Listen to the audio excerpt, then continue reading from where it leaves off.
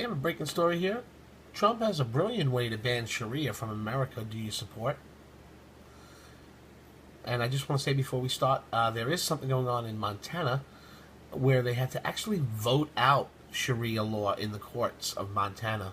And the vote won to vote it out, 56 to 44. But my question is, who are the 44 jerks that voted for it? Let's get into this story. Yeah, they have their heads down and their butts up to the heavens. You realize that, right?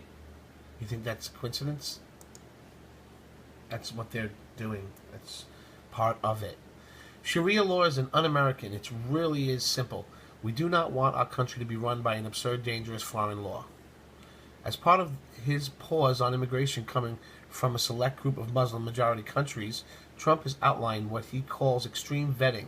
In essence, President Trump would require new immigrants from the Muslim world to not only renounce terrorism, but to also pledge that they have no desire to enact Sharia law in the United States. By invoking the loyalty oaths that catalyzed the Cold War, the President Trump is rightly acknowledges that today's war on terrorism is fundamentally a battle between opposing philosophies.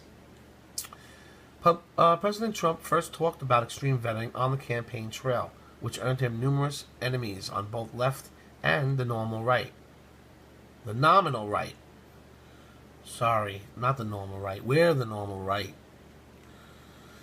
Senator Lindsey Graham, who's no good most of the time, right, put his doughy face in front of the cameras in order to spout off nonsense about his such screening procedures as un-American. Yeah, right. You're un-American, Lindsey. Getting deeply involved in pointless wars overseas also used to be an un-American, but apparently Senator Graham wasn't present for that lesson in social studies. Deep down, there are many reasons why politicians and voters have reacted so violently to President Trump's common-sense immigration plans. First, far-left liberals see any assumption that America is better than a third world is inherently racist rather than true.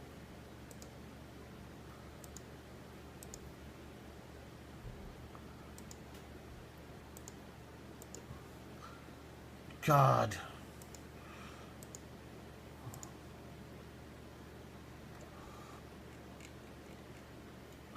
The same liberals also see Muslims as merely new voters that can give them a Democratic majority in the near future. You see, I'm sorry it took me so long to get there, but these same liberals who are saying, oh, it's racist, it's just not right, are the ones who really care because of the votes. They want the votes, people. Every immigrant is like a vote to them. That's all they care about. They don't care what happens once they get in here. Diseases, anything. Come right in. Please come in. Just come in. That's how it is. It's an open door in their mind.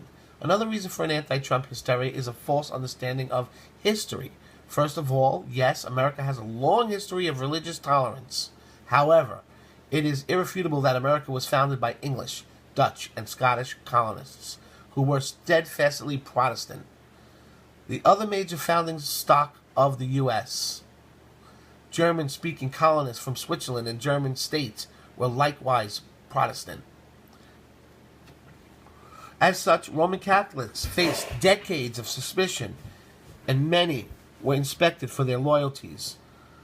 Would they follow some Rome or Washington, D.C., as Ann Coulter pointed out? If Catholic immigrants had not been assimilated into the Anglo-Protestant order, the U.S. would have looked a lot more like Brazil or Quebec right now. Finally, one of the biggest stumbling blocks to the progress against Muslim immigration to the U.S. is what writer Diego Fernandez Morera has called the myth of the Andalusian paradise. Too many Westerners have been fed the lie that Muslim-dominated Spain was a hotbed of intellectual achievement and religious harmony. It wasn't. Muslim Spain was dominated by Puritans who violently subjugated Christians via taxes and social ostracism. As for Jews, numerous pogroms highlight the lie that Spanish Muslims treated Jews better than Spanish Christians. Let's face it, in order to keep America American, either way is fine, we must restrict immigration to only those who